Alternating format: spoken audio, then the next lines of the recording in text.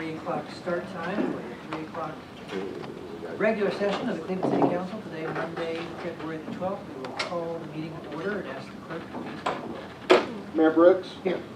Councilwoman McKenzie? Here. Councilman Estes? Councilman Cassida? Here. Councilman May? Here. Councilman Hughes? Here. Councilman Webb? Here. Vice Mayor Johnson? Here. Thank you, Mr. Clerk. As is our tradition, we will begin with our pledge of allegiance and the invocation by Vice Mayor Johnson. Please stand and salute the flag. Salute the pledge. I pledge allegiance to the flag of the United States of America and to the republic for which it stands, one nation under God, indivisible, with liberty and justice for all. Vice Mayor. Right. Father, we do thank you once again for the opportunity to serve our community, and we just thank you, Lord, for all that you do for us, both seen and unseen. And we pray that you continue to be with our first responders and our children and the schools. And just be with us all, dear God. And we pray that everything that we do and say will be pleasing and acceptable in thy sight. In your holy name we pray. Amen.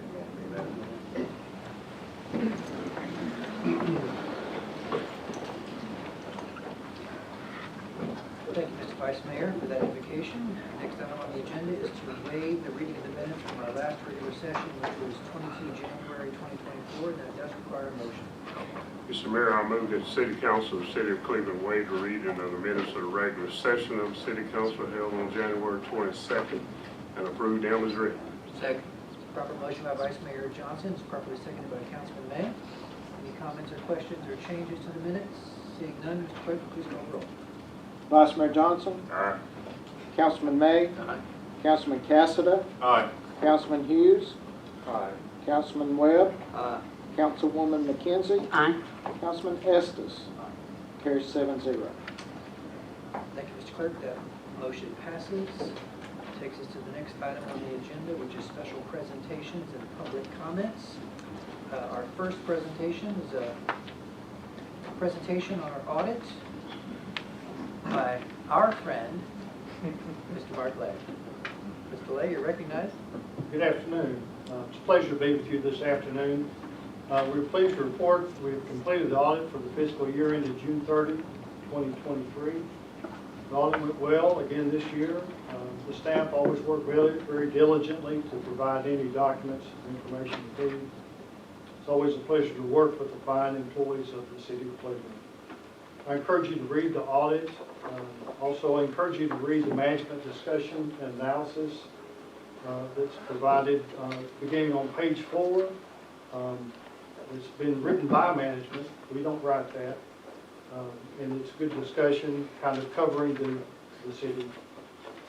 The net position increased by $41,304,060 for the year in the government-wide statements as shown on page 19.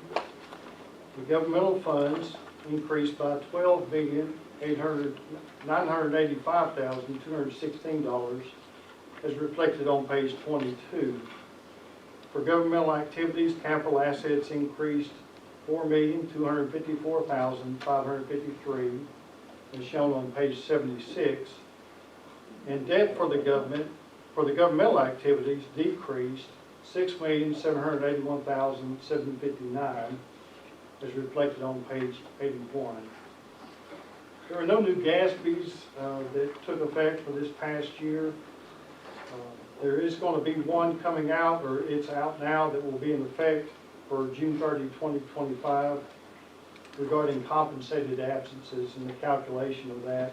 And right now you do have a liability for vacation pay, but they're working to tweak that, what gets reported, and so that is going to change for fiscal year June 30, 2025. This concludes my audit. I'd be glad to answer any questions you may have regarding the audit. You've got my number as well if you ever have any questions. But again, it's been my pleasure to serve you all. Thank you, Mr. Lay. Any comments or questions from the council? What kind of changes do you see with us spinning off Cleveland Utilities? Not really, you know, in terms of the reporting, Cleveland Utilities will become a component unit. So it's not going to be an enterprise fund. It won't be reported the same way, but it will have its own place in the audit as a component unit, but won't be part of the primary government. Other than that, there's, dollar-wise, there's no big change. Some of the Offloaded it, right? right. So how does that affect, like, It- maybe, Yeah, it's always, of course, it's always been their debt and backed by revenue. So it's not part of the primary government, you're right, but it is their debt to repay. all of our fund balances healthy? Yes. Any other comments or questions for our auditor? Mr. Lay, if you will indulge for just one moment. It's my understanding that this is your final audit presentation to the City Council. It is, Mayor. Again, it's been my pleasure. This is my 36th year to be the auditor for the city. I was born in Cleveland. We moved back here in '87. The Saturday that Paul Huff Parkway opened, we drove our U-Haul into town, and I went to work for Wedgewood County. At that time, it was Arnett, Kirksey, and Kimsey, I think. So it's been very enjoyable, and developed some great relationships with people, and will always think fondly of my time auditing the city. Well, we are so grateful. We had it calculated, there's been 35, so this will be your 36th. So I'm so thankful that the staff and everybody that put all this together had the right numbers that equal yours. When you're an auditor, that's important. Make sure the numbers match. I do appreciate that. And so, Mr. Lay, if you'll remain there for a second, we, on behalf of the council, have a presentation for you. At the risk of embarrassing you in front of all these people. Are we allowed to give you a proclamation? I think I'm off the clock. Independence is over. All right. So I am honored. This is one of the good things about being mayor, is on behalf of this very esteemed council, I get to present you with the certificate of commendation presented to Mark Lay, Wedgewood Accounting, in special recognition and appreciation for your services as auditor, insert, for 36 years. Advising staff in various accounting procedures and practices, your dedicated interest and devotion to duty have had a valuable effect on the efficiency and guidance of our city. And we wish to extend to you our sincere appreciation for your service. You will be missed, both professionally and as a friend, and we extend our very best wishes for continued success in your life pursuits. Now therefore, Kevin Brooks, on behalf of the City of Cleveland and our City Council, do hereby present to you this certificate of commendation and appreciation for your services, and something else that is very special. I understand by Sue, these are very rare and hard to come by. She won't tell me where they're hidden, but it's a key to the city. Oh. In appreciation for your 36 years of service, it opens absolutely nothing. I've got to turn this one back in. There you go. Well, your fob is much more powerful than that. But it is a symbol of our appreciation of your services for 36 years. No pun intended, you have been a great key to our success. Well, So there you are. thank you. I'm very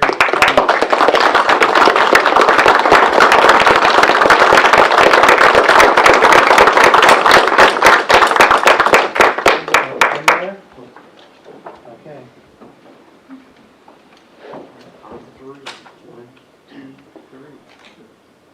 Thank you. Here's the box.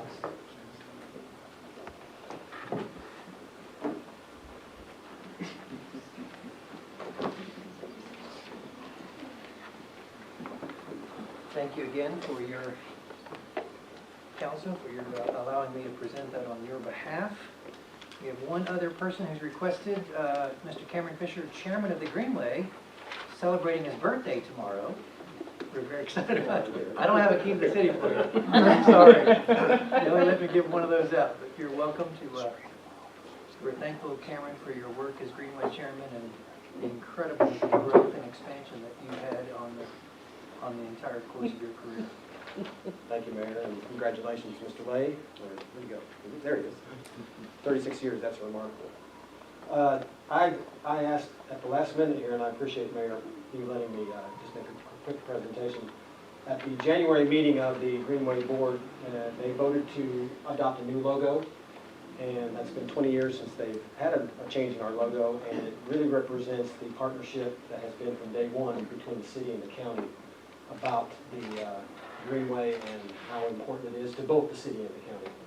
And we have had that emblazoned on new mugs, which came over the weekend. And when I ordered these, I said, I want to make sure that every city council member gets this, because there has been so much that the city council has done for the Greenway 30 years. And I just 4 things I wanted to just quickly say thank you for just here recently.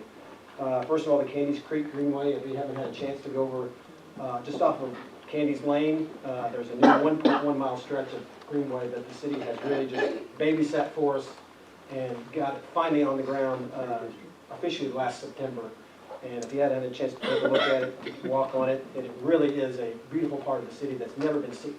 Half of it has never been seen before, because it's on the back side of the old golf course that was not even part of the golf course.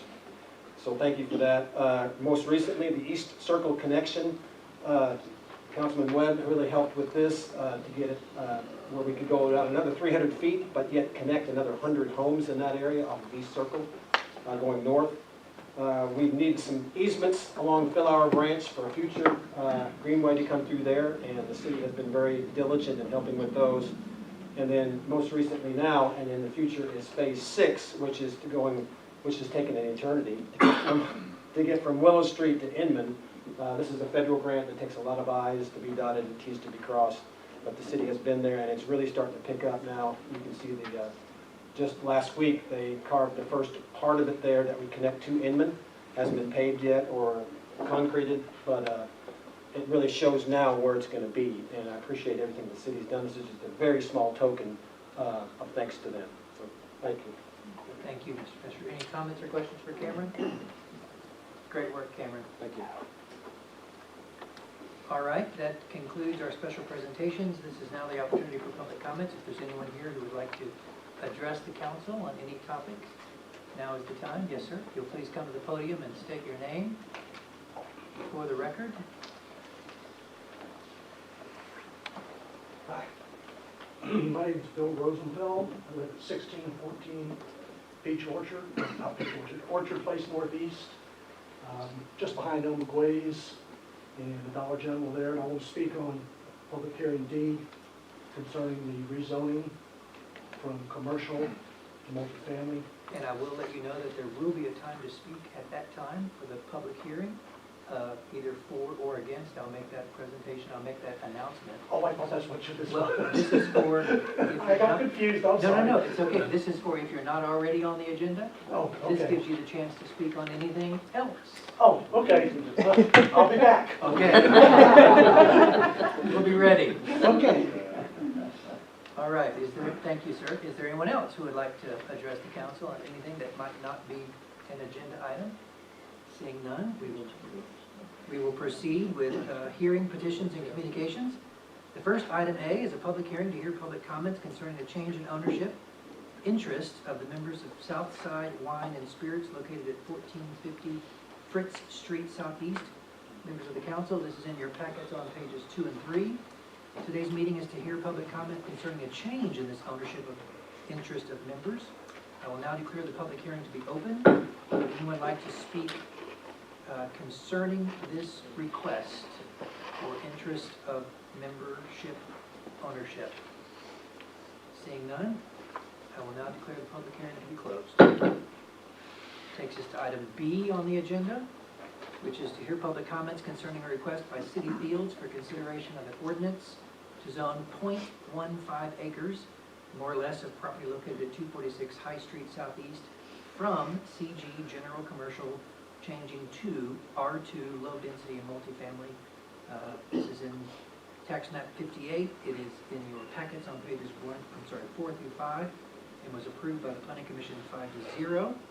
I'll now declare this public hearing to be open. Mr. Barnell, we'd love to hear some comments from the staff.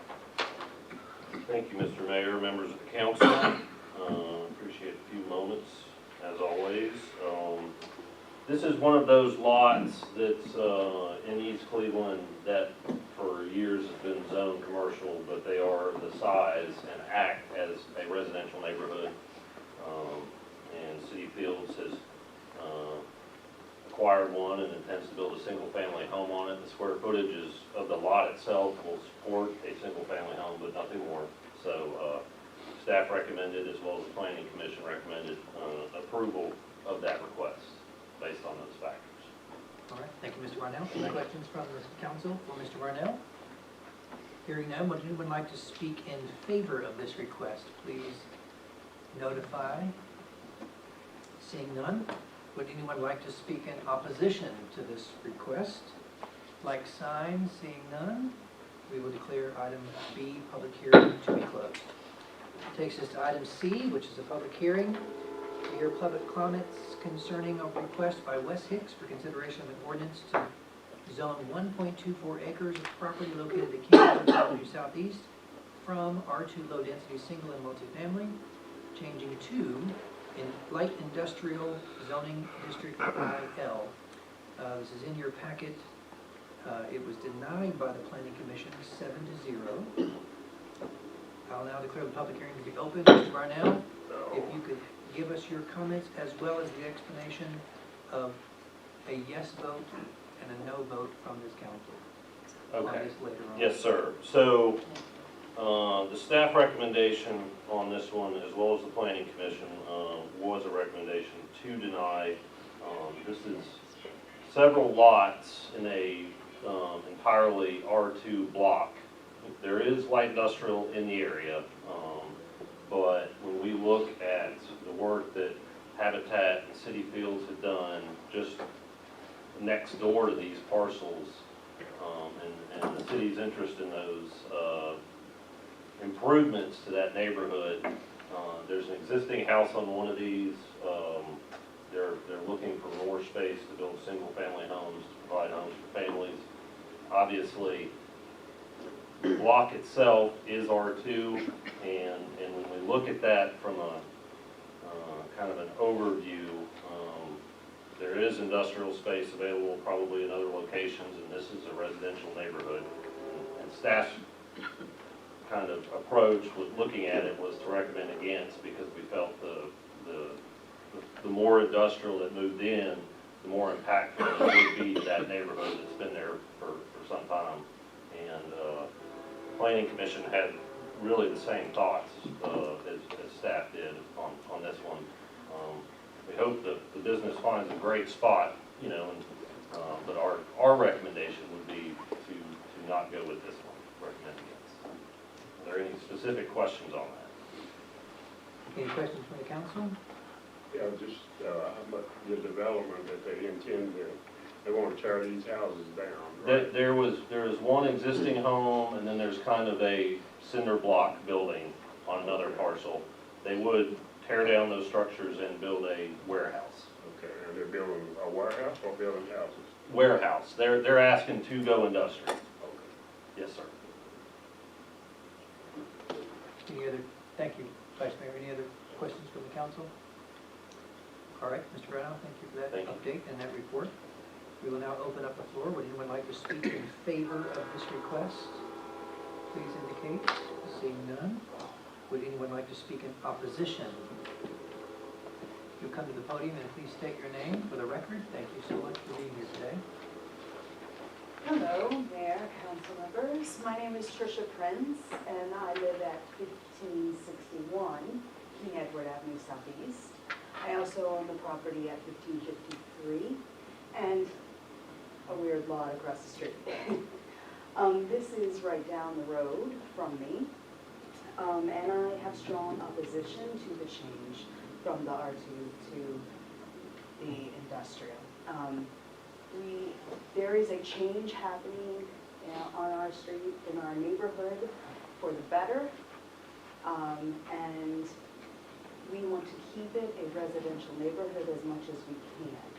One of my main concerns and my neighbor's concern is we both have children who are in middle school and high school, and must walk in the dark every morning on that road. So additional industrial traffic and things would be a more worry for me every morning when my daughter goes out the door. We feel too with the elementary school as well, down at the end of the road. I know there's kids that come down that road that's right beside that parcel too, and walk to school and things. So we feel that the zoning change would not be of benefit to the neighborhood. Thank you very much. Thank you, Madam. Is there anyone else who would wish to speak in opposition to the request? All right, seeing none, we'll then declare this public hearing to be closed. Takes us to item D on today's agenda. Item D is to hear public comments concerning a request by Asha Brothers for consideration of an ordinance to zone 1.58 acres of property located at Michigan Avenue from CG General Commercial to R2 Low Density Single and Multifamily. This is tax map 43. Planning Commission denied 5-1 with 2 being absent. And I'll now declare this public hearing to be open. Mr. Burnell, do you have some opening comments from the staff? Yes, sir, thank you. This is a situation where we've got, along Michigan Avenue, the city, as well as this body, has approved probably somewhere in the neighborhood of 1,000 townhome units over the past 3 years. Most of those were in larger tracts, 50 acres, 100 acres, whatever it may be. But when we go and we zone properties to be residential, we have to make sure, as kind of what I do from the perspective of what I'm looking at, is are other services being provided, are they met? Some of those, you know, would come from commercial property for goods, services, whatever it may be, industrial property, jobs, you know, schools, things like that. So those are some of the components we look at. This particular request is currently GC and has been zoned GC for some time. There are 4 total commercial tracts on Michigan Avenue at the whole stretch. There are about 4. One of them rezoned light industrial last year to provide a storage area because there was power line restrictions that you could not be developed any other way. Other than that, staff has worked to kind of protect the commercial component that does exist so that people don't have to rely on driving to Paul Huff, to Peachtree to do whatever it is that they may do. This piece of piece of property is could contain, I think the request is for up to 16 or 20 townhome units is what they'd like to. That would obviously go through staff review, but the zoning would have to come first, and we, staff and the planning commission did agree with staff kind of review is that there's not a lot of commercial over there. It's general commercial, so it's more restrictive in the type of development that can occur, and we've got to, from a land use perspective, make sure we, you know, kind of maintain that balance in certain areas. This one has commercial on both sides. Whether or not it could be developed a certain thing here or there, you know, that's outside the purview, but looking at it, I definitely think it's a nice, flat, valuable piece of commercial property. When we removed the residential component, the ability to develop residentially in commercial zoning, when I first began working here, it was to protect those commercial corridors and little pockets we have that kind of create opportunities for services and businesses to thrive, maybe in an area that doesn't have a whole bunch right around it. So that's our approach on this one. I'm happy to answer any questions you may have. Any comments or questions for Mr. Barnell? Thank you, sir. Thank you. All right, we will now request, does anyone like to speak in favor of this rezoning request? If you could please state your name, although we know it. Hello, I'm Ben Berry, Fair Engineers. I represent the owner here, and they're also in the audience, representative from Asher Brothers. This is one of those rare cases where I read the staff report and actually kind of agree with the analysis. And really the owner did too. That's why they bought the property. They wanted it to be commercial. They looked at putting a gas station in. But as you look at the business that's already there, the gas station that's already there, and the business that gas station does, just didn't warrant the second location. So you hold on to it. 11 years later, here we are. They've held the property for 11 years. And it still doesn't warrant a commercial use at that location. At Planning Commission, they had a real estate broker come in and can deliver his analysis, which backs up some of this. You know, this Asher Brothers is associated with Harry's food stores, convenience stores. And so as you know, they are an aggressive commercial developer. They're not afraid to go out on a limb and do something on the edges of town. On Mouse Creek Road, they went out to North Lee Highway, put in a spec commercial building, and now it's Katina Mexican restaurant over on Paso. You know, they're not afraid to do that. And they see this location and they don't see the market at all. And they've held on to it for 11 years. And so they were looking at this as, you know, when you look at the commercial services, this is on the perimeter of the city. And most of the commercial services are more central to the city. But when you look at the perimeter of the city, what do you need? Well, gas station's great. Well, that's already there. Dollar General has some convenience. Dollar General's already there. There's a restaurant that's already there. You know, it's actually gone through a couple of different ownerships. So, you know, it's is there enough business for a second restaurant? I don't know. It doesn't look that way, but you know, so some of those are already there. So what's left? And so that's kind of where they're at. They're looking at what else can be done with this property as opposed to letting it sit for another 10, 15, 20 years as a vacant parcel. And all up and down Michigan Avenue, you have this development pattern of townhomes along Michigan Avenue, a lot of single-family residential behind it. It just, that pattern exists as you go between this road and 20th Street. So that's why we think it really fits in with the area. Robert mentioned, when they bought this property 11 years ago, they actually had the rights to do this. It's just that the ordinance changed a couple of years ago and it removed residential from their zoning. So if this was 3 years ago, for example, then we wouldn't be here. We would just build the townhomes. It's just that the ordinance changed to remove that permitted use from what they had. As far as the development itself, you know, we do see this as a down zone. It's commercial zoning now. It could be a gas station, could be warehousing. Instead, we're looking at townhomes, residential. Buffer ordinancing would kick in. It really would kick in either way. But if it were developed as townhomes, what you would have under normal ordinance is 8-foot fence across the property line, 1 row of evergreen trees every 10 feet, 1 row of shade trees every 35 feet. So there's a neighborhood behind us. They would look up, probably see the fence, and the tops of the trees coming over the top of the fence. So it really doesn't have a lot of impact. The neighbors to the sides, restaurant, both commercial uses to the sides. So it really doesn't have, we see a lot of impact on the neighborhood. Anyway, I'm here to answer any questions or concerns that you have. Any comments or questions for Mr. Berry? Well, I guess I'm thinking about the people behind it. Mm-hmm. So, are you talking about a privacy fence? Yeah, so normal code, and this is for a reduced width buffer, which would be needed. Normal code, 8-foot solid wood fence, plus 1 row of evergreen trees, plus 1 row of shade trees. And that's just normal code. So they would have total privacy. Yes. Yeah. And I think they sit lower than this site, and so that would be kind of up on top of the hill. So yeah, they would have privacy. You compare that to a commercial use. It's a gas station that stays open late. Gas stations have lights that stay on all night. They have dumpster service that comes in the middle of the night.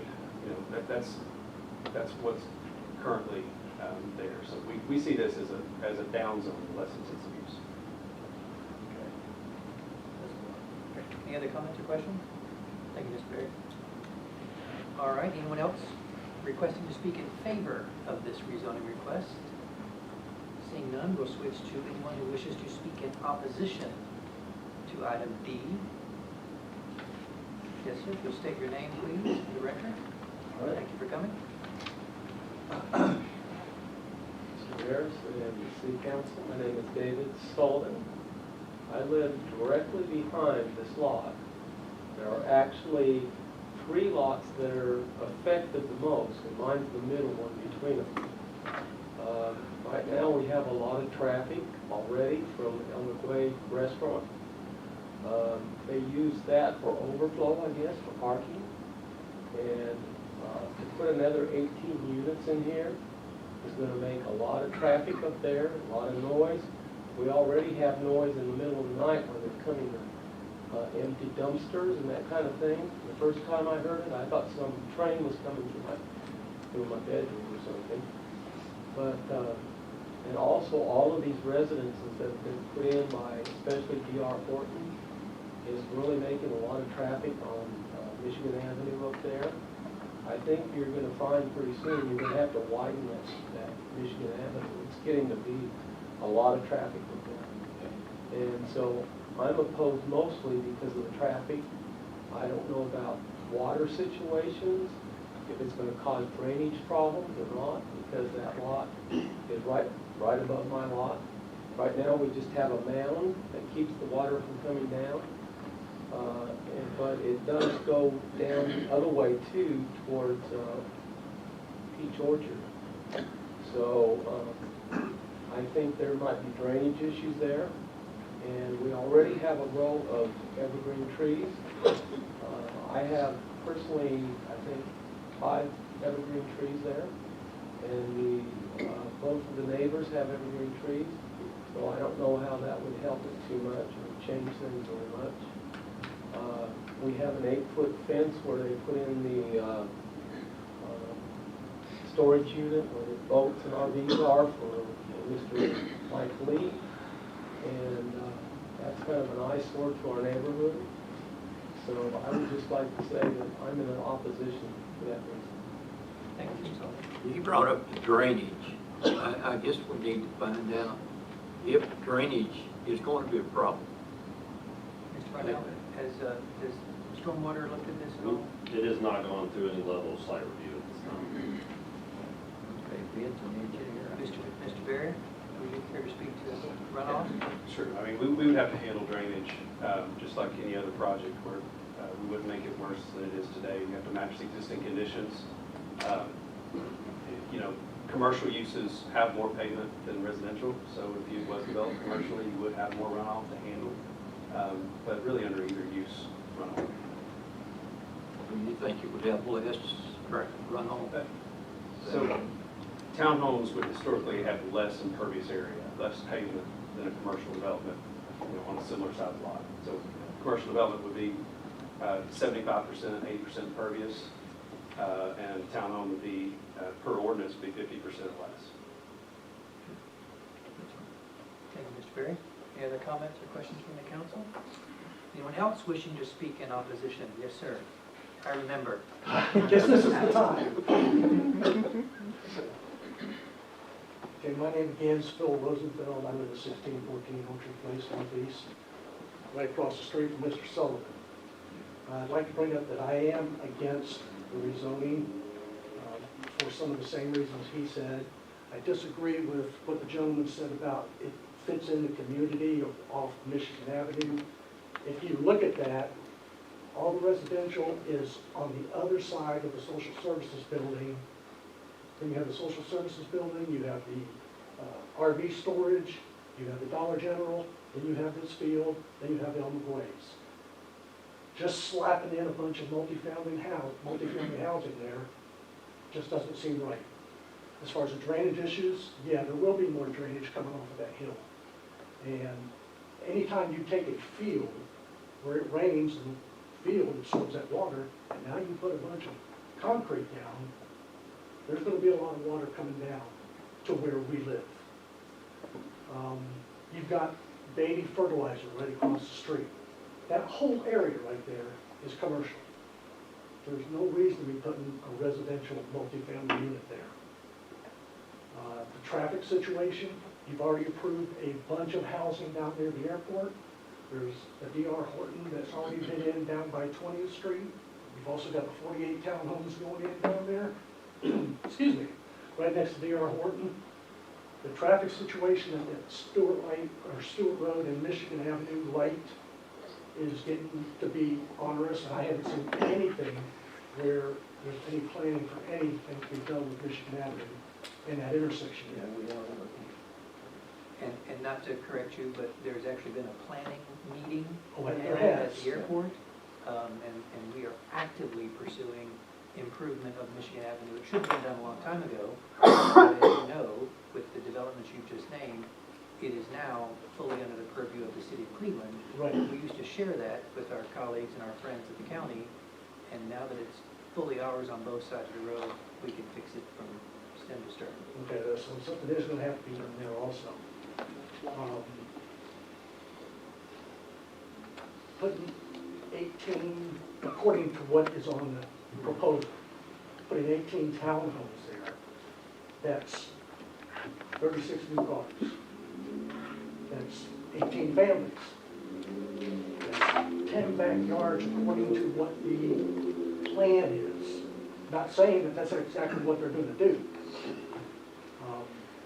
You've got 10 more backyards, kids playing, dogs barking, everything else that we're gonna have to deal with once that's put in. And with planning commission voting to deny it, the staff voting to deny it, I agree with them, I think you should deny it too. Thank you, sir. Any other comments or questions from the council? I don't know how you get backyards with 18, less than 2 acres. I don't know where their backyards are at. Okay, well, if they're gonna put a townhome, it's gotta have something behind it. I don't know where it's gonna go. It might be a small backyard, but it's gonna be a backyard. I agree. Thank you, appreciate it. Thank you, sir. So we've now heard from two people in opposition. Yes, ma'am? If you'll please state your name for the record, please, madam. My name's Patrice Kozer, and I live on the same side, I'm just the next block down. And yeah, their backyard, it's gonna be our backyard. I speak for the 7 widows and single ladies on that lot. We've already had theft, you know, and I think it's gonna increase my fear, you know, having more people who don't have a place to go and, you know, loitering around at night right now. You know, I feel relatively safe. The Mexican restaurant, they've been very good neighbors, and, you know, they go home at night, and this is gonna bring people that are gonna be there all the time, you know, so, and there's also been water drainage problems already. Behind my house, there's like a little ditch, and, you know, I've had to install a French drain, so I'm very concerned about that not working anymore if we get any kind of, construction up there that messes with what's going on right now. So I thank you for your time, and I agree with my neighbors. All right. Any comments or questions from the council? Seeing none, anyone else wishes to speak in opposition of the rezoning request? Yes, sir. If you'll please state your name for the record. My name is Jerry Buca. I live on the same block at Orchard Place, and I would like to speak to the opposition to the rezoning for the same reasons that Dave and Phil did. My main concern is the noise and the water runoff, because going down that bank, there's an awful lot of water coming, and not only that is the traffic. The traffic now is quite heavy, and adding that many more families is only going to compound matters more. Thank you. Thank you, Mr. Any comments or questions from the council? All right, we've heard from people speaking in favor of the request. We've heard from a number of people speaking in opposition to the request. Do you have any additional comments or questions on this item B public hearing? Seeing none, we will declare the public hearing to be closed. Item E is a public hearing to hear public comments concerning a request by Case Construction for consideration of an ordinance to zone .3 acres property located on Bible Street from R2 low density and multifamily to MU mixed use. It's on tax map 57, was approved by the Planning Commission 6-1 with 2 absent. I'll now declare the public hearing to be open. Mr. Brownell, any words of wisdom? Well, so you all may remember this one. It came through to request, it's 3 lots of residential size. They requested the R2 to build homes. Once they started looking at the lot, they realized that the back doors of each of these would be where these warehouses, existing businesses are. They didn't want to build homes that would have residents in them that would have to deal with that. The loud noise, the commercial and industrial uses that are going on in existence around them. So they're requesting to go back and maybe and build something to the effect of, if it is mixed use, you could do some industrial component with a little bit of residential above it. There's a number of options they're looking at. It just gives them more flexibility and not just a home with the back door right there where the dumpster is and where the warehouse exists. So And this was approved by the planning commission? this one was approved by the planning commission and that had a staff recommendation as well. It makes sense. This person actually cares about what they're building. And they didn't want to build something that people couldn't enjoy. Any questions for Mr. Barnell? Thank you, sir. Thank you. Anyone like to speak in favor of the request of this public hearing for rezoning? Seeing none, anyone like to speak in opposition to this request? Likewise, we'll declare this public hearing to be closed. Takes us to item F on the agenda, which is a public hearing concerning a request by Case General Partnership for consideration of an ordinance to zone .33 acres of property located at Linden Avenue Southeast and Phillips Street from IH Heavy Industrial, changing to R2 Low Density Single and Multifamily Zone. It's on tax map 57 and was also approved by the Planning Commission 7-0. We will declare this public hearing to be open. Mr. Farnell, your comments? If you take a look at the surrounding parcels, it's an entire block of existing houses besides these 2 lots. They're all zoned heavy industrial. This goes back to when they used the paintbrush to originally zone Cleveland many, many years ago. It's just one of those things. We have them all over. We had one earlier with the commercial. This is in the same general neighborhood as that one. They're wanting to build homes, but with the way we've changed our ordinance, it actually has to be zoned residential to do so. And it would match the rest of that block, even though the zoning is different. Staff recommended approval of that. The Planning Commission recommended approval as well. Thank you, Mr. Farnell. Any comments or questions from the council for Mr. Barnell? Thank you, sir. Would anyone like to speak in favor of this request for this rezoning? Speak now. Seeing none, would anyone like to speak in opposition to this request? Like sign. Seeing none, we will declare this public hearing to be closed.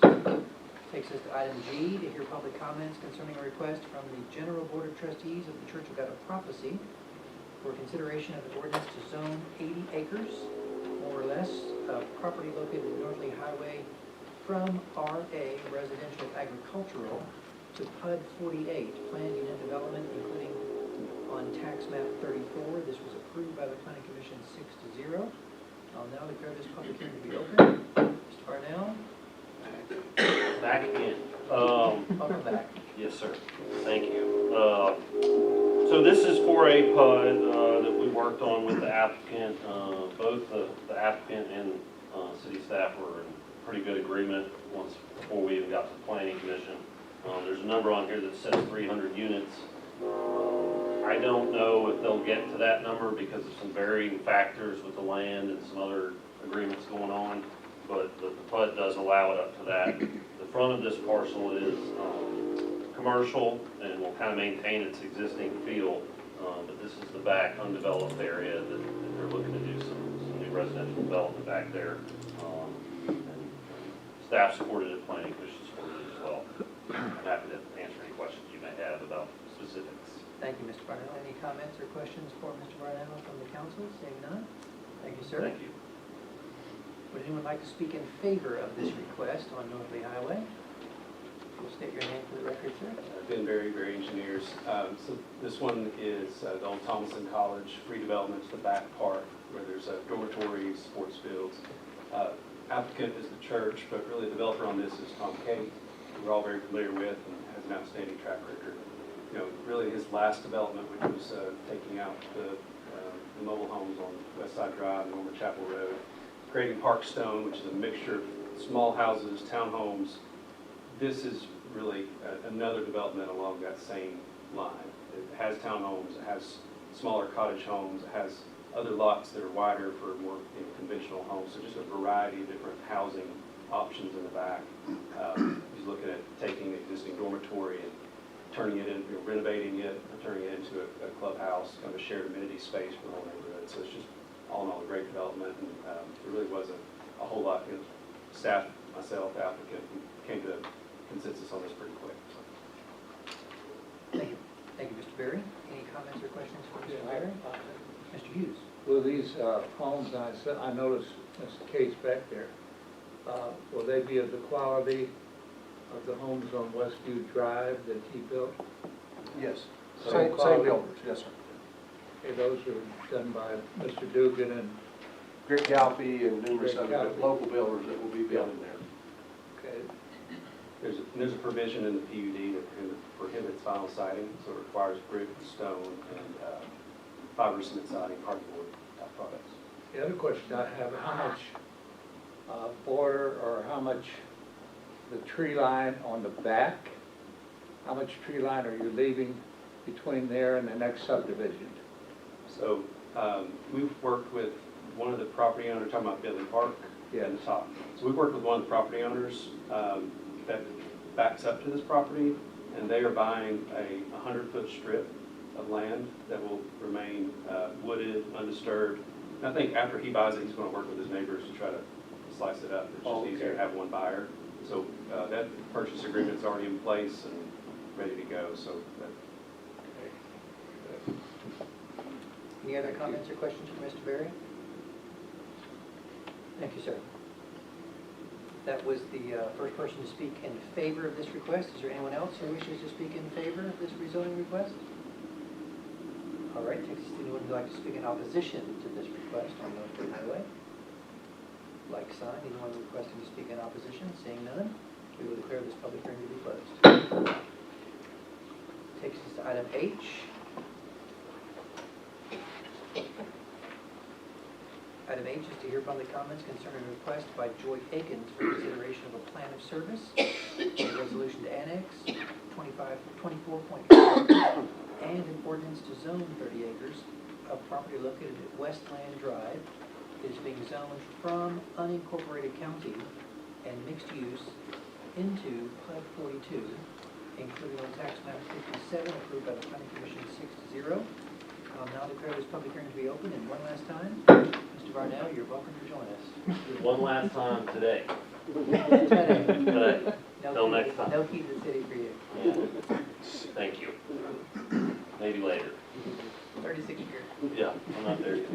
Okay.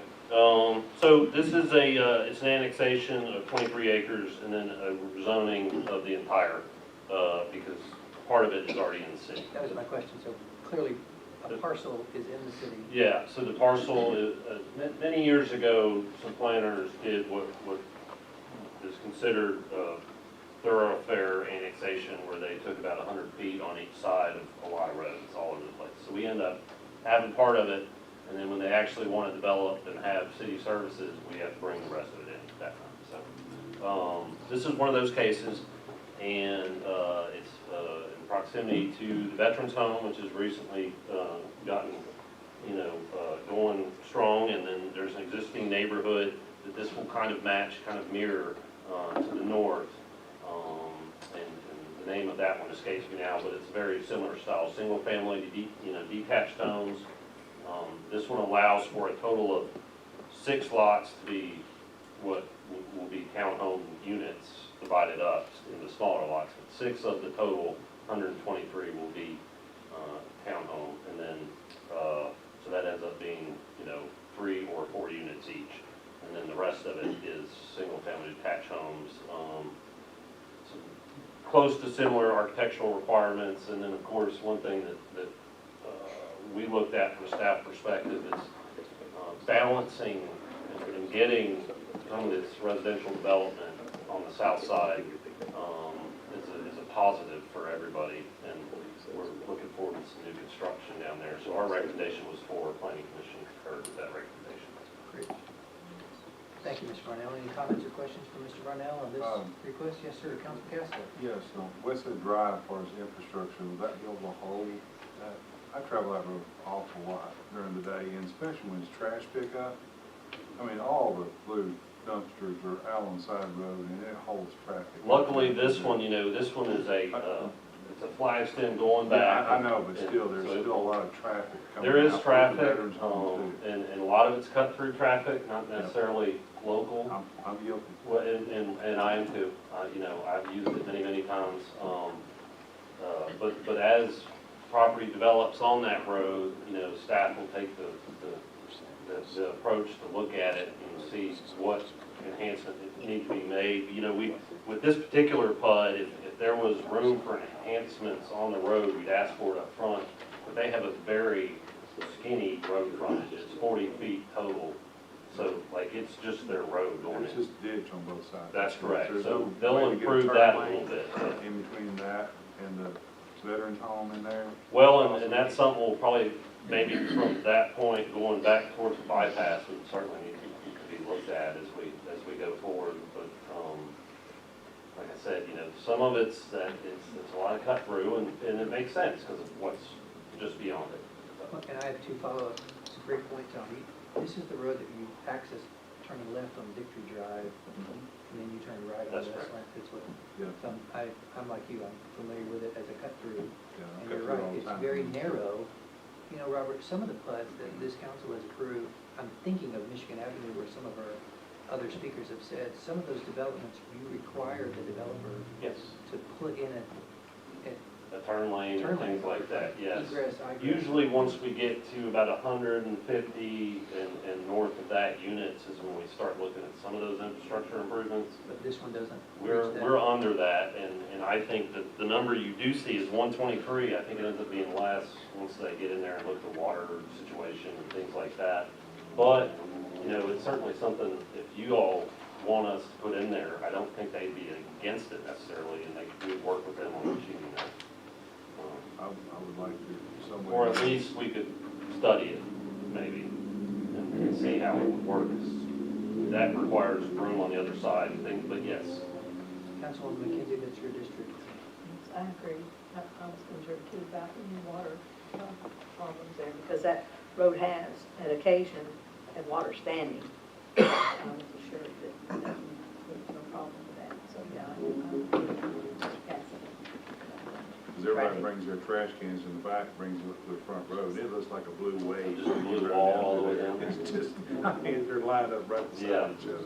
I believe it. Those existing, especially back further I've got on, behind those a existing truck driveways. before, it sat there for, What day is that? I want to go there. no, I forget, I'll call you, and let you Call know. me. Okay. Thank you, Mr. Marnell. Thank Any other comments from the left side of the dais? All right. That takes us to, would anyone like to speak in favor of this rezoning request? You'll please identify yourself again. Yeah, Susan Mott. Ben Berry, Berry Engineers. So this squeeze between Veterans Home and then Cortland Crest is the next subdivision to the north. If you've been back there, it has very distinct architecture. It's very creative how they've been able to build those homes on the slopes and the hills. So the PUD's been modeled after that, both with architecture and design and density as well. So it has, similar to that subdivision, which is really our only neighbor other than the Veterans Home, it has some townhomes in front, and then it has the bulk of the residential in the back. There's a creek that actually cuts through the midway point. And so this site, the front part drains towards Westland Drive, but most of the site goes towards the creek, which is interior to the site. So a lot of the drainage doesn't go to the road. Just kind of expanding on some of the traffic-related issues and turn lane thresholds, all that kind of stuff. Yeah, yes, Westland Drive is an issue. It has the trash cans. I live on Weeks Drive, which has the trash cans also. It looks, they just stay out there all week long.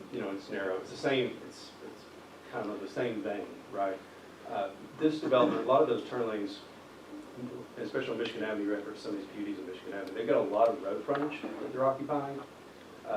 This is a flagstick, so our property is just 40, 50 feet wide, where the road comes into.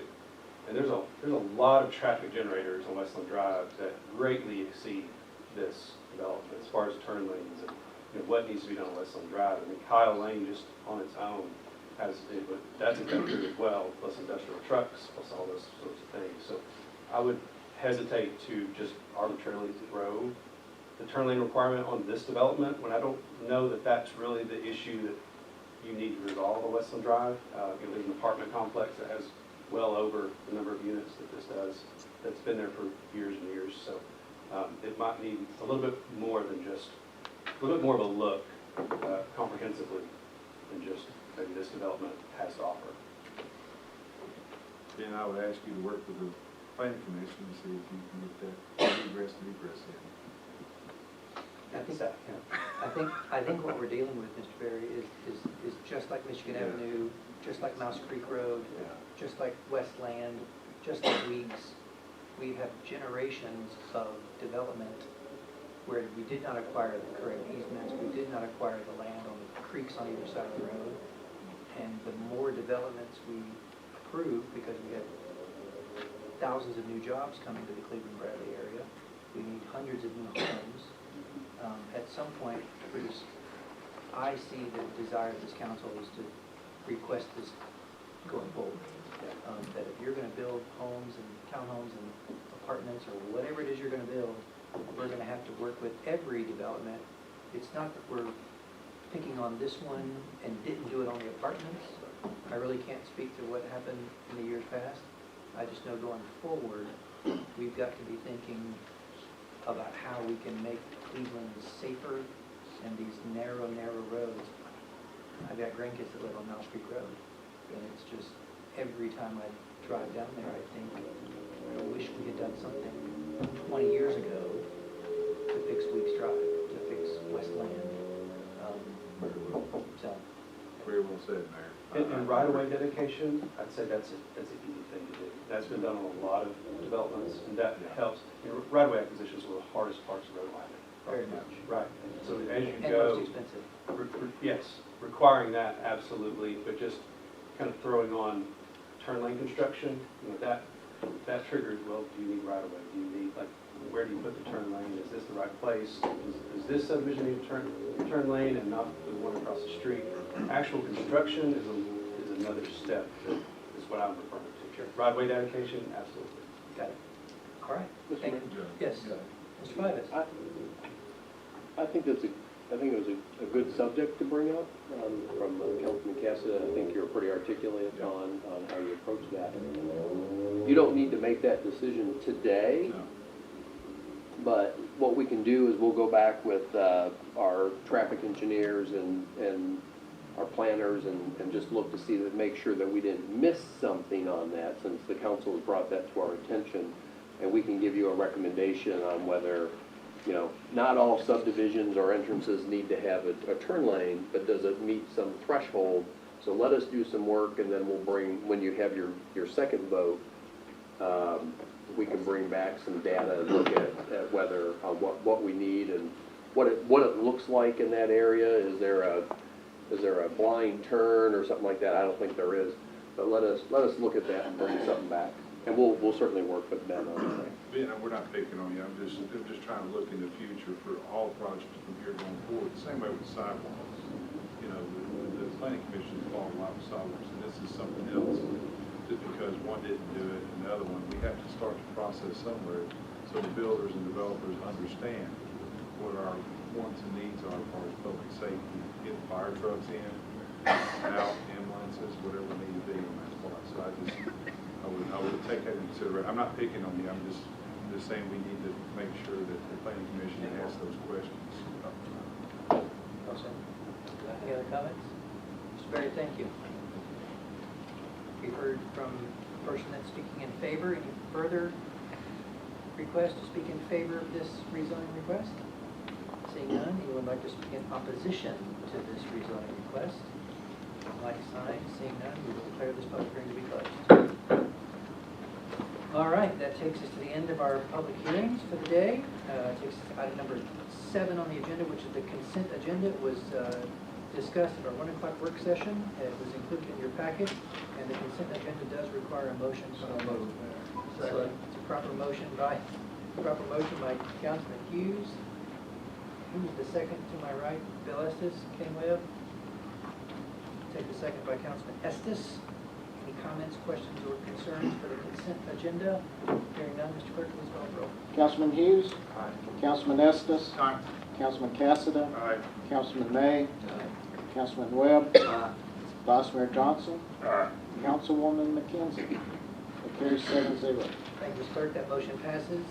Takes us to item 8, unfinished business, of which we have none today. Takes us to item 9, which is reports from council members. We begin today at the 3rd District. Councilman Cassidy. Mayor, I have nothing. Thank you, sir. Councilman May. No, I have nothing. Thank you, sir. Councilman Hughes. Just quickly, the sign on coming off of I-75, 25th Street, I am so happy that we're going to put that where people can see it, especially at night. The lights will shine upon it. And I don't know how it got where it is at the present time. Well, if you look at it, it's got do not enter. You see Cleveland City, then it says, the sign says do not enter. Yeah, but that is very Really, good. think about it. You sit there and it says do not enter. And so I wanted to ask you, Dave, the light up at Don Ledford's and the USA mattress place right there, TDOT is putting up a traffic light there? We've applied, we haven't heard on what the timing of that is, but we can call them. We need to call them on Councilman Cassidy. But they approved it. They've already approved it. That's my understanding. That's my understanding. Who would know that definitively? I've told the person at USA that they've approved that, because that's what I heard last meeting. As far as I know. Am I wrong on that? The first project that they approved was the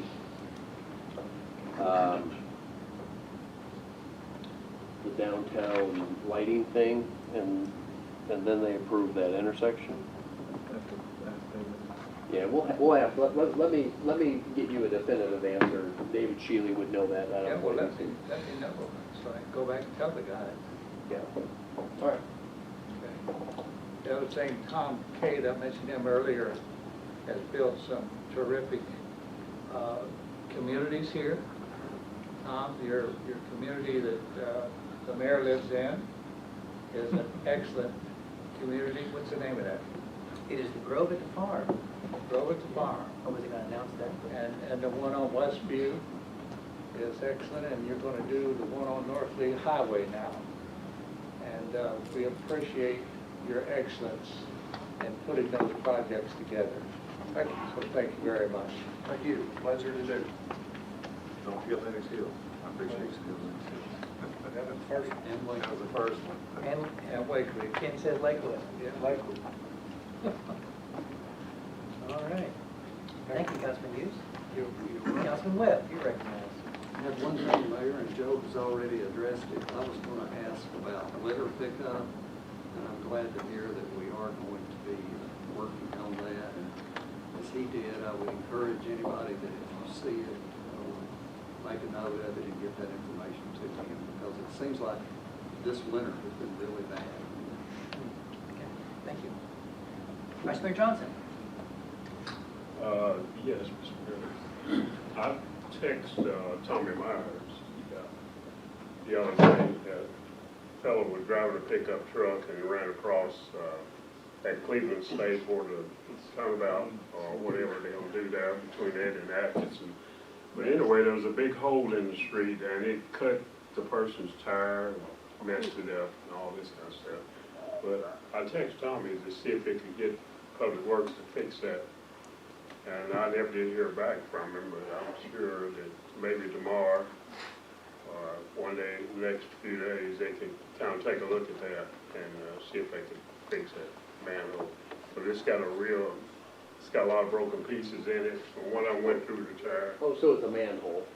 Yeah, right there at the manhole. Yeah, he probably gave it to Cleveland Utilities, and I'll get with Cleveland Utilities, see if they can get out there as soon as possible to fix it. Yeah, that'd be good. Thank you. That's all, Mr. Mayor. Thank you, Vice Mayor. Councilwoman McKenzie. The only thing I have in reference to the littering, I did notice the other day, and I was wondering who would actually take care of it. There's a lot of litter when you turn off of Stewart Road there at Wendy's and go around behind where the Tennessee Credit Valley is. There's a lot of trash just scattered all on both sides. We agree. Yeah, just send us the emails or tell us about it, and we'll put those on our list. Is that off Stewart Road? It is off. So that's going to be Hardwick Farms? Yes, it's that area there. Something like that, yeah. Oh, that's in the county. Not for long. And Commissioner Ledford just left. I forgot to acknowledge him, and we could have just asked him to take care of that. But I'm sure Commissioner Mason, who's in helping with that, that's a good observation. Thank you. Anything else, Councilman? No, that's all I have now. Perfect. Councilman Estes.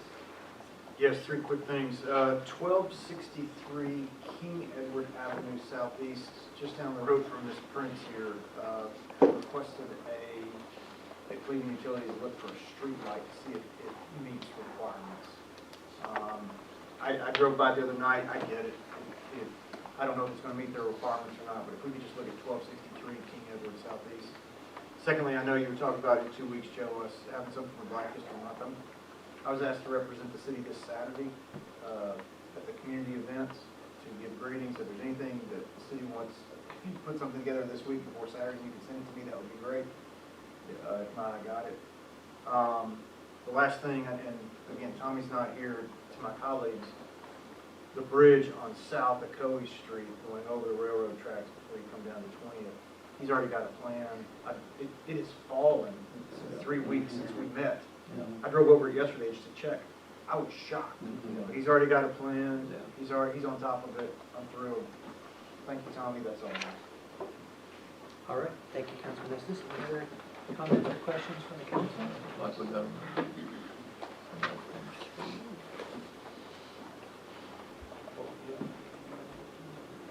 Yes, sir, Mr. Pivas. Yeah.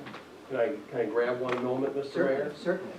I wanted to take a moment, and I was kind of synthesizing some of the comments we heard from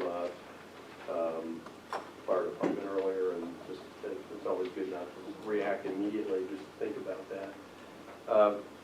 You know, we all, I know the council and myself are huge supporters of the fire department. And I think what was said here today was correct, is they probably are one of the top fire departments, if not the top fire department in the state. They're very well respected, and I think that is a feather in our cap, and we should be very proud of that. And I know, talking to council members, that you guys all recognize that. For the last 8 years, we've invested in 4 or 5 new vehicle trucks. Previous 7 or 8 years, I think we did 1 rehab of a truck. We've done, additional asbestos or suit or things. Turnout gear. Turnout gear, thank you so much.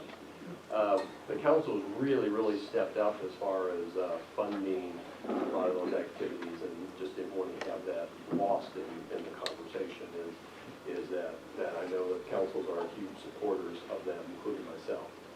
I spent better part of 20 years of my career working with actual recognized unions, and have always had a good relationship and an understanding of working through issues and things that come up, and have a long history.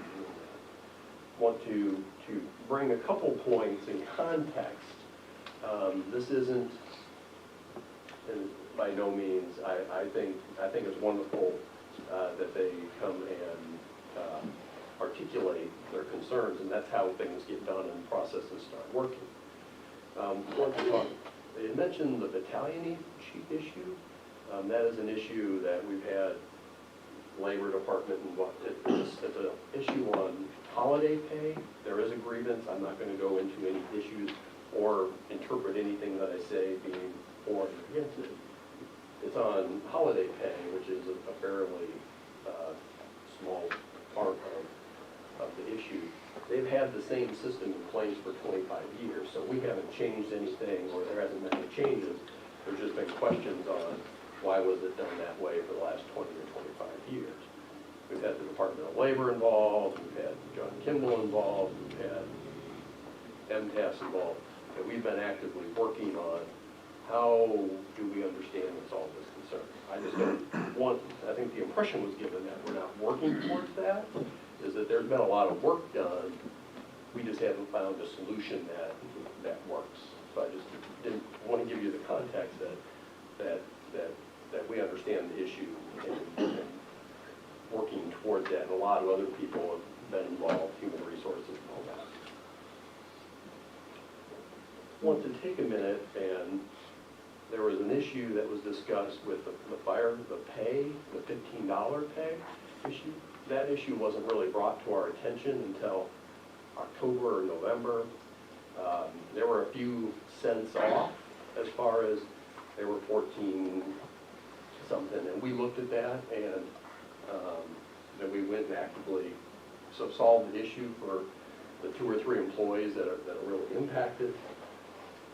So being proactive and trying to fix that and doing that, and again, it was a matter of just off a few cents and being proactive to try to address issues that come. They had mentioned an issue of a leapfrogging issue. This is a little more sensitive, and this is really why I wanted to make sure you understood, is our Human Resource Department has spent hours, if not tens of hours or 100 hours, on looking at how it was that someone could come and come close to leapfrogging or leapfrogging someone. And the good thing is in all of the analysis that was done, working with consultants and working with all kinds, trying to figure out, well, what's going on here? It was really a time value of money issue, is that some of the promotions were given, because I think for about 20 years, the rate of pay for the fire department was mid-30s or so. And some of the promotions were given when people were making significantly less. Now that the council has went up and raised that up to $42,000, $43,000 a year as far as the starting pay, when someone recently got a promotion, that time value of money impacts those numbers differently, and we can show you on a piece of paper that the system is working fine. It's just when in time do you get promotions, when do you get raises, and how a lot of that works. That's not an excuse. That's not trying to explain that. I just wanted to make sure you have the context, is that we take these issues extremely serious and are actively looking for solutions. And on this one, we really didn't have to fix anything because there wasn't anything wrong with all the fundamental numbers.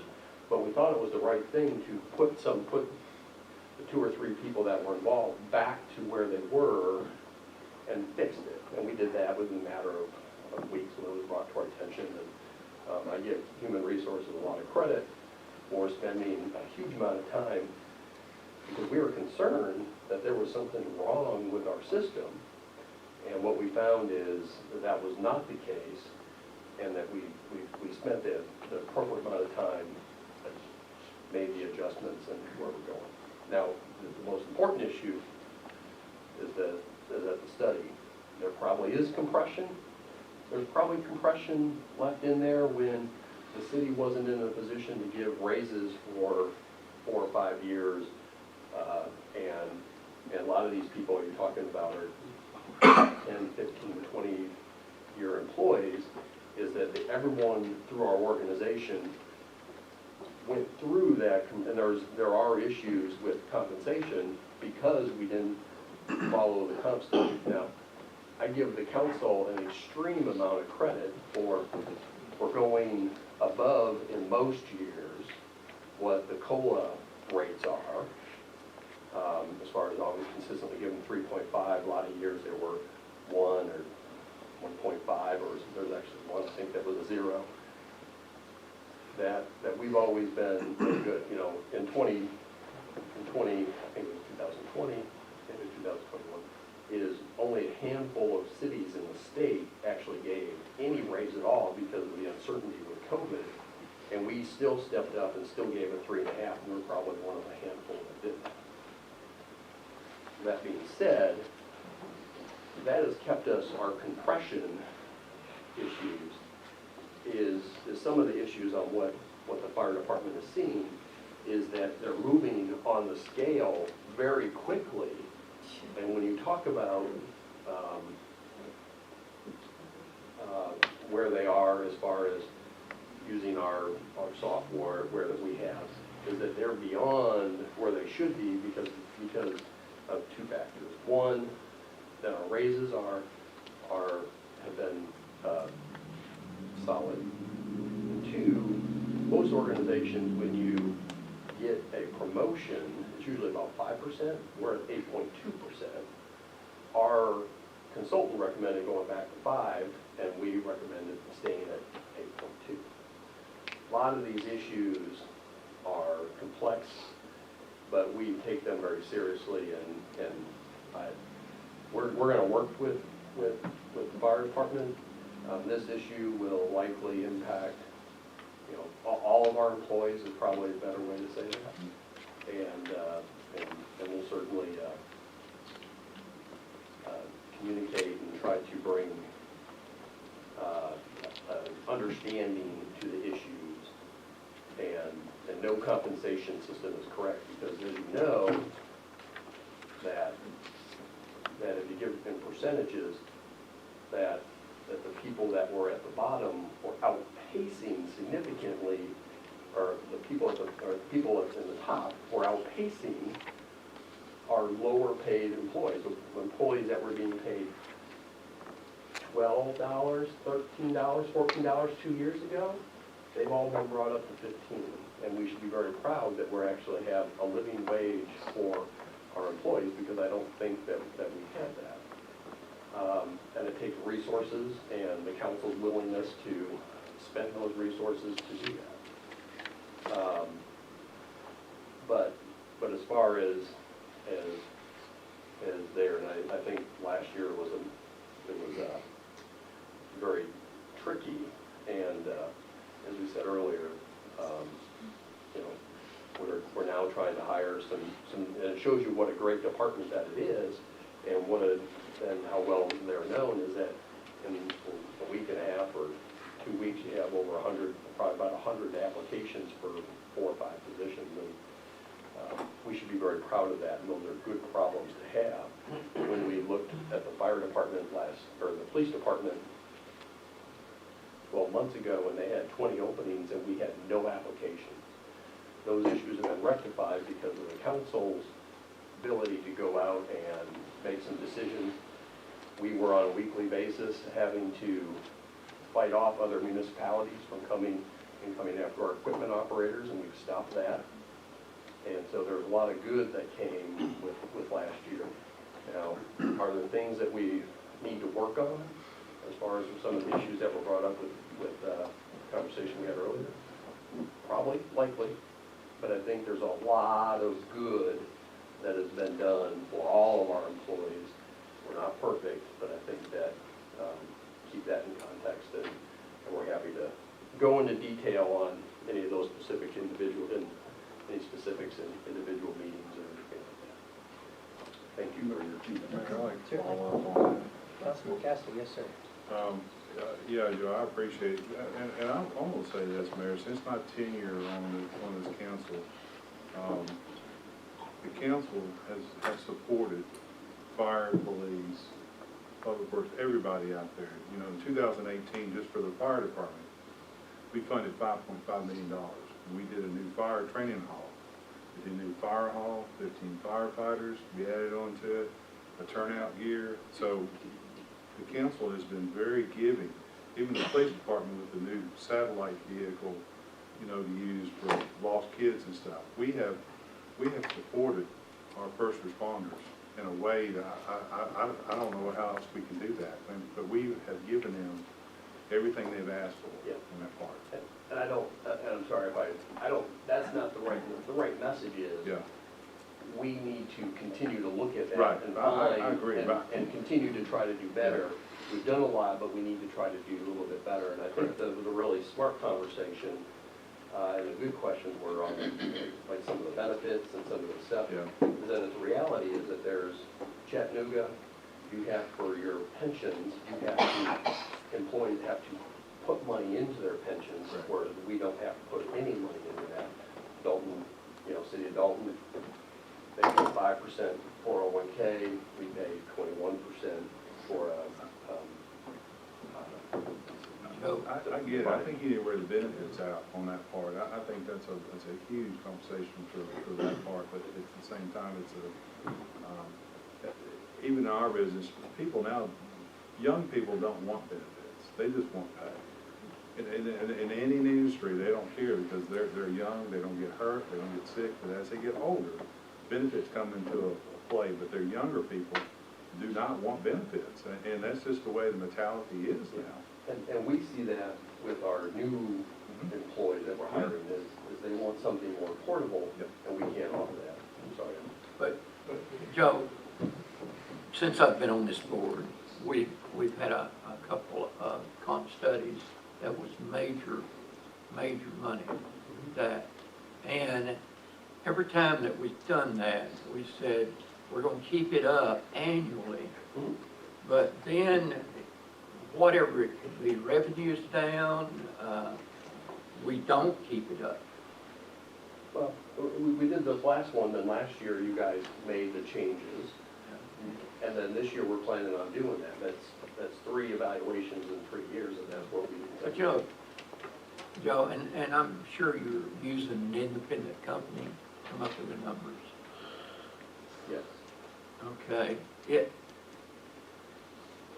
I think we need apples to apples. Would we agree? Yeah, and we need to pick out, they had 5 departments. The same with Public Works and the same with Police Department, all of our other employees. And we need to have job titles for that job that person's doing. So I've been involved in comp studies that they come around and they say, now, what is your job? And, you're starting to explain.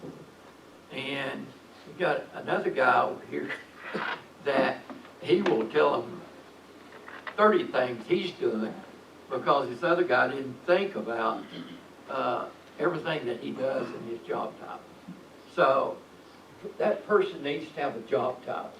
And that job title is what needs to be set, not the person, but the job title.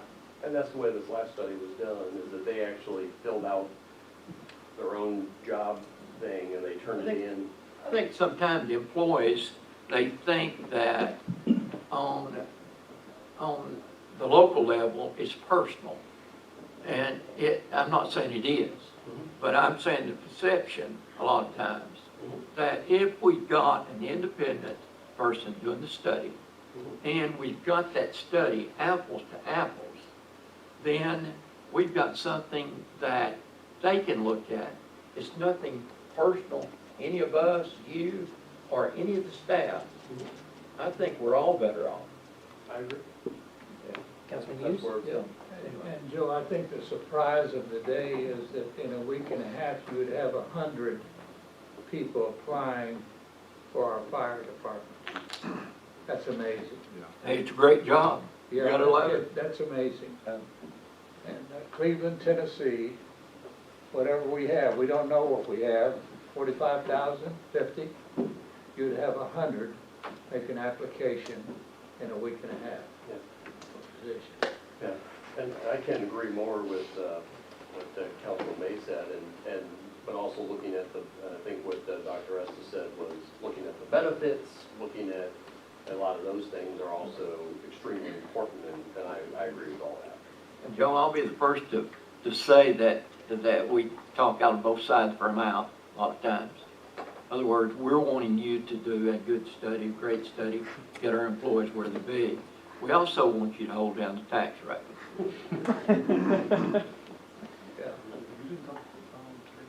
gonna walk away on that. All right, we've got quite a few new business ordinance. Thank you, Ms. Fivas. Thank you, Councilman May. Item A on new businesses and ordinances is zoning ordinance 2024-4 concerning request by City Fields to consider ordinance to zone 0.15 acres of property at 246 High Street from CG General Commercial to R2 Low Density, which is approved by the Planning Commission 5-0. It does require a motion from the council.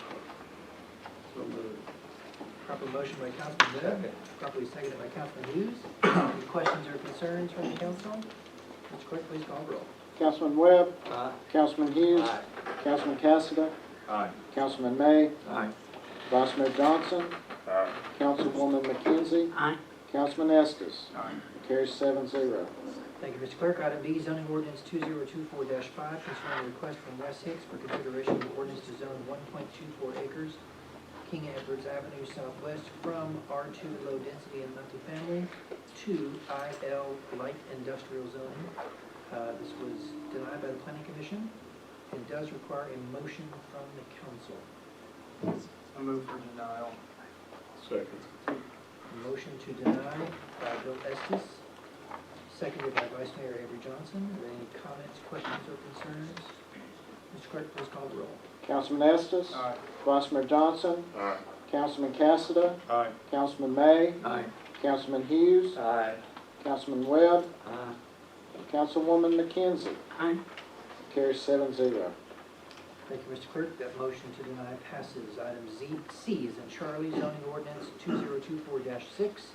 Request by Asher Brothers for consideration of an ordinance to zone 1.58 acres of property at Michigan Avenue from CG General Commercial to R2 Low Density Single and Multifamily. Tax map 43, the Planning Commission denied 5-1. This does require a motion from the council. You know, I've met with the owners, I've met with Mr. Berry, I've had phone calls from the people that's affected on the backside.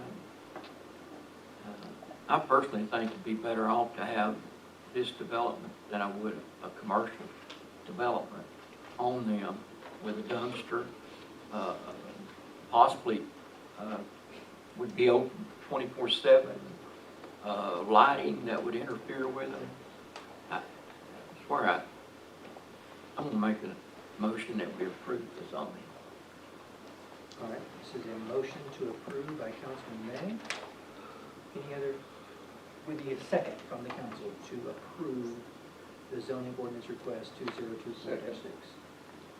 Seconded by Councilman Hughes. Again, it's a motion to approve by Councilman May. I'll make a substitute motion to deny, and I won't give my reasons. Okay, Just before- look at, Before you give your reasons, it is a substitute motion from Councilman Estes.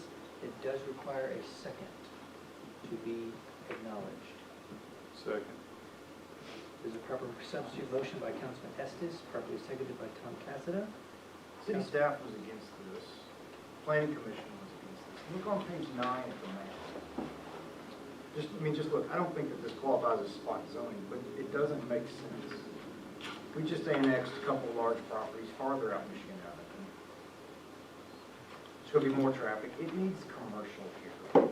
It doesn't make sense. It's in the middle of the purple, and then you've got the overhead power lines where you've got a boat storage and an RV storage place.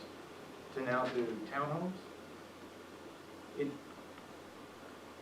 it's inconsistent, and it's a really big reach for this council to say, staff, you're wrong, planning commission has looked at this, you're wrong, Robert, you're wrong.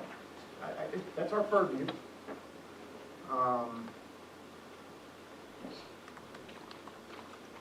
You know, I know that Mr. Berry brought up a realtor. The realtor was spouting stuff that was totally wrong in planning commission. Mr. Berry kind of agrees with the staff analysis of this.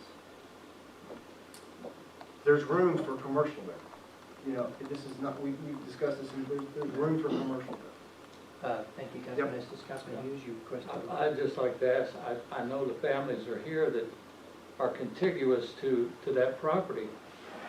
Would you rather have a convenience store with a gas station on that property than to have a residential? You all shaking your head yes? You know, I would, it doesn't make sense to me to throw a cluster of homes, residents, in the middle of a commercial property. The safety concern should be one that's safety concern for everyone involved in that project is one that should be considered. You know, with all the traffic, you have the restaurant, you have the Dollar General, you have the storage area, you have the social services building, you have Beatty's across the street. You throw a cluster of homes in the middle of them, safety can be a real issue, which should be considered. All right, Councilman Hughes, you requested to speak.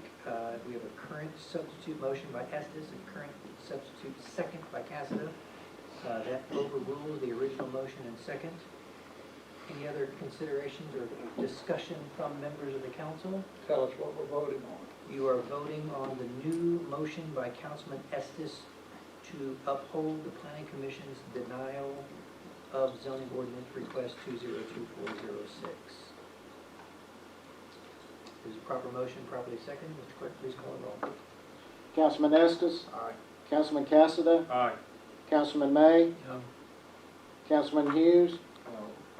Councilman Webb? No. Vice Mayor Johnson? Aye. Councilwoman McKenzie? No. It fails 4-3. All right, substitute motion by Estes fails. Takes us back to zoning ordinance 2024. Concerning request by Asher Brothers for consideration of an ordinance to zone. Lady wants to talk. I have a question. So if they do put this in and, you know, I get flooding in my backyard, whose fault is that? I mean, is that going to be me to take care of that? You know, all of our properties, there's a hill and a retaining. And I know three of you brought up stormwater. Mr. Berry is very correct. Nothing will go in there that'll give you runoff. If it does, there's going to be an engineer stamp on there where you can take them to court. The stormwater and runoff will be taken care of because of city ordinances. That's really a non-issue. And didn't have anything sitting with me. Whether it's commercial or residential. Just to reassure you, there is a stormwater office on the City of Cleveland website, and it is for all residents to call if there are stormwater issues, runoff issues. It is an office that is fully funded and fully staffed 5 days a week. Mr. Barry is Certified. That would be stamped. Bona fide. Bonafide, he's got a stamp. And that's one reason I think it would be a good development. This reopens the motion. There can be now a new motion entertained by the council. The chair will entertain a motion. Mayor Brooks, you already had a motion and a second. Oh, that's right, the substitute motion failed.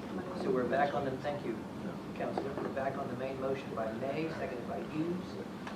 That is a motion to approve zoning ordinance 2024-06. Any comments, conversation, or discussion by the council? All right. Mr. Clerk, please call the roll. Councilman May? Aye. Councilman Hughes? Aye. Councilman Cassida? No. Councilman Webb? Aye. Councilman Johnson?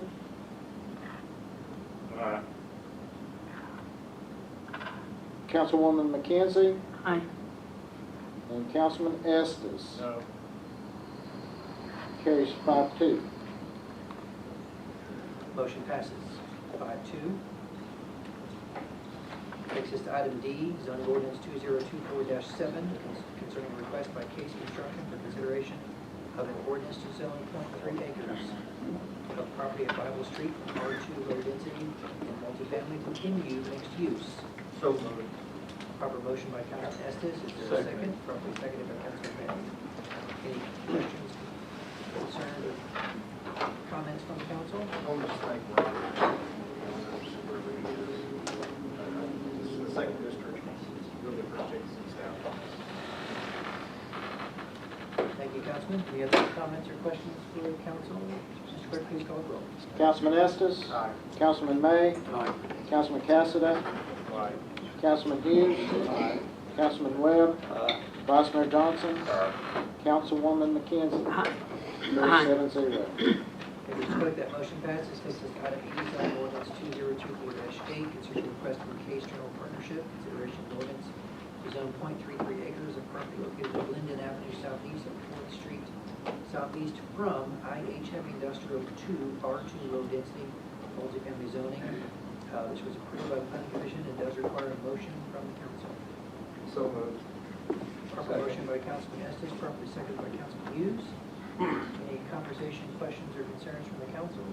Mr. Clerk, please call the roll. Councilman Estes. Aye. Councilman Hughes. Aye. Councilman Cassidy. Aye. Councilman May. Aye. Councilman Webb. Aye. Vice Mayor Johnson. Aye. Councilwoman McKenzie. Aye. Carries 7-0. Motion passes. Thank you, Mr. Clerk. Takes us to item F, ordinance 2024-9, concerning a request from the General Board of Trustees to the Church of God of Prophecy for consideration of an ordinance to zone 80 acres, more or less, property located on Oakley Highway, from RA residential agricultural to Blend 48. So moved. Second. Proper motion by Councilman May, properly seconded by Councilman Estes. Any comments, questions, or concerns from the council? Mr. Clerk, please call the roll. Councilman May. Aye. Councilman Estes. Aye. Councilman Cassidy. Aye. Councilman Hughes. Aye. Councilman Webb. Aye. Vice Mayor Johnson. Aye. Councilwoman McKenzie. Aye. Carries 7-0. Thanks, Mr. Clerk. That motion passes. Item G, Resolution 2024-15, concerning a request for Joy Akins, consideration of a plan of service for 24.5 more or less acres at Westland Drive. It was approved by the Planning Commission and requires a motion from the So council. moved. So moved. I have a motion I heard from Councilwoman McKenzie. I'll take the second from Councilman Hughes. Any comments, questions, or concerns from the council? Mr. Clerk, please call the roll. Councilwoman McKenzie. Aye. Councilman Hughes. Aye. Councilman Cassidy. Aye. Councilman May. Aye. Councilman Webb. Aye. Vice Mayor Johnson. Aye. Councilman Estes. Aye. Carries 7-0. Thanks, Mr. Clerk. That motion passes. Takes us to item H, Resolution 2024-16, concerning a request by Joy Akins for consideration of a resolution to annex 24.5 acres of property located at Westland Drive. Planning Commission approved 6-0. This require a motion from this council. So moved. Second. Proper motion by Councilman Webb, properly seconded. I heard from Mr. Hughes first. Any comments, questions, or concerns from the council? Mr. Clerk, please call the roll. Councilman Webb. Aye. Councilman Hughes. Aye. Councilman Cassidy. Aye. Councilman May. Aye. Vice Mayor Johnson. Aye. Councilwoman McKenzie. Aye. Councilman Estes. Aye. Carries 7-0. Thanks, Mr. Clerk. The motion passes. Takes us to item I, ordinance 2024-10, concerning a request by Joy Akins for consideration of an ordinance to zone 30 acres of property located at Westland Drive from unincorporated county to mixed-use MU to PUD 42. It was approved by the Planning Commission and does require a motion from this council. So moved. Proper motion by Councilwoman McKenzie, proper second by Vice Mayor Avery Johnson. Any comments, questions, or concerns from the council? Councilman Webb. In the meantime, between this one and the second vote on this, is the staff going to look at the road improvements? Mr. Fivas? That's correct. That is correct, Councilman. Any other additional comments, questions, or concerns? Mr. Clerk, please call the roll. Councilwoman McKenzie. Aye. Vice Mayor Johnson. Aye. Councilman Cassidy. Aye. Councilman May. Aye. Councilman Hughes. Aye. Councilman Webb. Aye. Councilman Estes. Aye. Carries 7-0. Thank you, Mr. Clerk. That motion passes. Takes us to item J. Motion for 25th Street Master Plan Landscape Initiative on page 71. It was discussed. It's a proper motion by Councilman Hughes. Is there a second? Second. Properly seconded by Councilman Estes. Any comments, questions, or concerns from the council? Mr. Clerk, please call the roll. Councilman Hughes. Aye. Councilman Estes. Aye. Councilman Cassidy. Aye. Councilman May. Aye. Councilman Webb. Aye. Vice Mayor Johnson. Aye. Councilwoman McKenzie. Aye. Carries 7-0. Thank you, Mr. Clerk. That motion passes. I must have commendations to Christy Brandon. The J turns on 25th Street. You were able to get to item J. That's pretty impressive. Lastly, announcements. Item 11. City offices will be closed February 19, Monday, in observance of President's Day. The next city council meeting will be held, therefore, on Monday, Feb. 26th, in this chamber. Is there no additional comments, questions, or concerns from the council?